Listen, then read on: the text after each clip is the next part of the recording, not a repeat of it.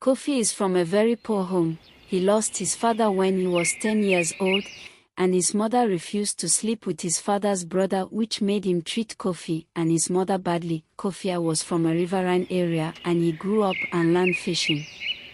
One day he had an encounter with Mami Wata and his fortune was changed. Kofi had always felt a deep connection to the river that flowed near his village. He would spend hours watching the water ripple and swirl, feeling a sense of peace wash over him. Despite the hardships he faced at home, the river was his sanctuary. One day, as Kofi was out fishing, he felt a tug on his line unlike any he had ever experienced before. With bated breath, he began to reel in his catch, only to find a beautiful woman emerging from the water. Her skin was as smooth as polished ebony, and her long hair cascaded down her back like a waterfall. "Mami Wata," Kofi whispered in awe, recognizing the river goddess who was said to bring both fortune and misfortune to those she encountered. The goddess smiled at him, her eyes holding a wisdom beyond his years. "You have shown great reverence for the river, Kofi," she said in a voice like the gentle rush of water over stones. "I have been watching you from the depths, and I see the struggles you face in your daily life. But fear not, for I have come to offer you a gift." With a wave of her hand, Mami Wata produced a shimmering pearl from the folds of her flowing gown. She placed it in Kofi's palm, and as he looked down at the iridescent orb, he felt a surge of warmth spreading through him. "This pearl holds the power to bring abundance to your life," Mami Wata explained. "Keep it close to you, and good fortune will follow wherever you go."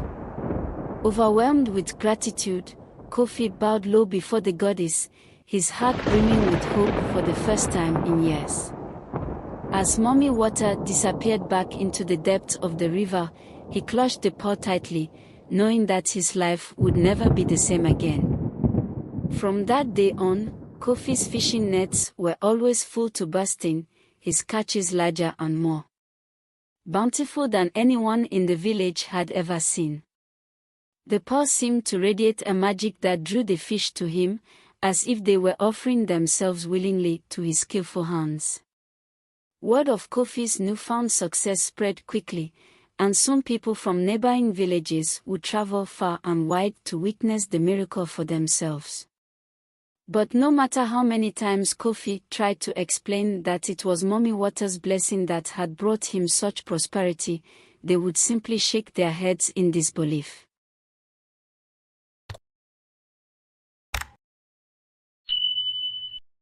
As the days turned into weeks and then months, Kofi's humble shanty transformed into a thriving home filled with warmth and abundance.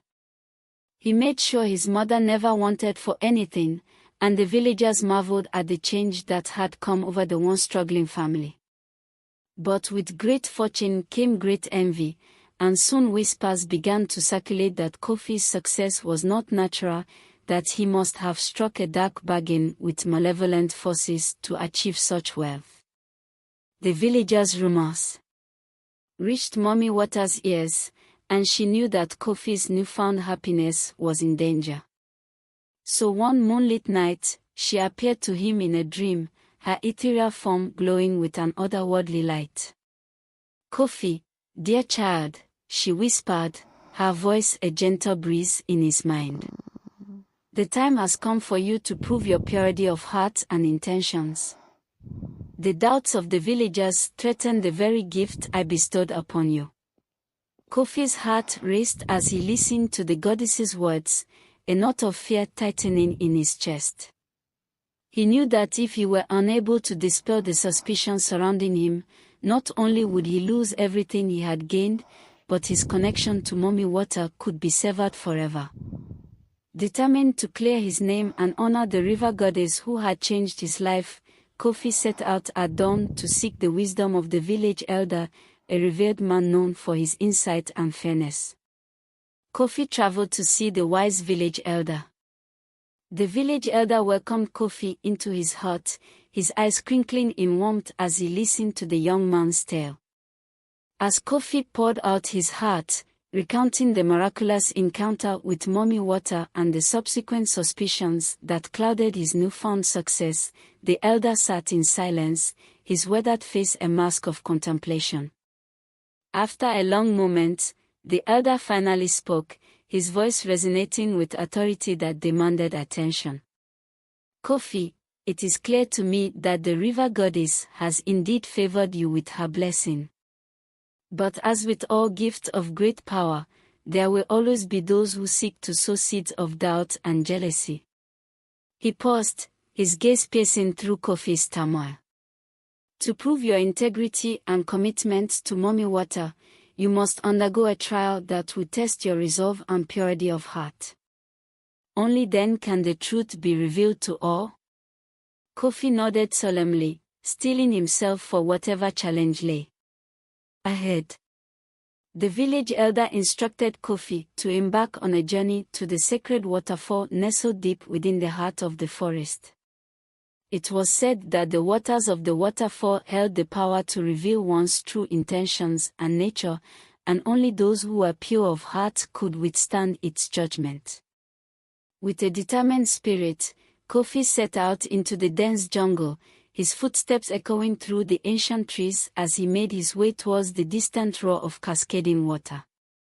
The path was treacherous, winding its way through thick undergrowth and over slippery rocks, but Kofi pressed on, his mind focused on the task ahead. Finally, after what felt like an eternity of travel, Kofi emerged into a small clearing where the sacred waterfall stood in all its majestic glory. The water thundered down from high above, casting a shimmering mist over the rocks below. Taking a deep breath to steady himself, Kofi stepped into the icy waters of the pool at the base of the waterfall, and felt a surge of energy course through his body. The water seemed to come alive around him, swirling and dancing as if in greeting. Kofi closed his eyes and let the cool spray wash over him, cleansing him of all doubts and fears. As he stood under the powerful cascade, a vision began to form in his mind's eye, a vision of his past, present, and future intertwining like the rushing currents of the river. He saw moments of joy and sorrow, times of struggle and triumph, all weaving together to form the tapestry of his life. Through the veil of water and mist, Kofi glimpsed the faces of those who had doubted him, their expressions hardened with skepticism and envy.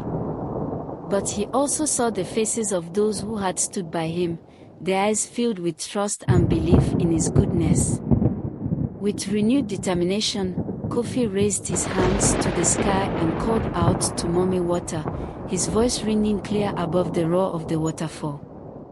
"River goddess, hear me," Kofi's voice echoed through the trees, reaching towards the heavens. "I stand before the sacred waters, ready to face the trial that will prove my worthiness of your blessing. Let the truth be revealed, and let my intentions be laid bare for all to see." As his words faded into the mist, a hush fell over the clearing, the only sound the gentle rush of water over stone. Suddenly, a figure materialized at the edge of the pool, a spectral form that shimmered with an iridescent light. It was Mami Wata herself, her eyes alight with a knowing wisdom. "Kofi," her voice resonated through the air, carrying a weight of both challenge and compassion. He saw moments of kindness and compassion, moments of doubt and fear. His past mistakes and triumphs played out before him like a tapestry unraveling in the wind. And through it all, he felt Mami Wata's presence guiding him, urging him to confront his innermost secrets and desires. As Kofi spiraled deeper into the depth of the pool, he felt a sense of weightlessness wash over him, as if he were suspended in time and space. The rushing water seemed to whisper ancient secrets in his ears, urging him to let go of all pretenses and bare his soul to the river goddess's judgment. And in that moment of surrender,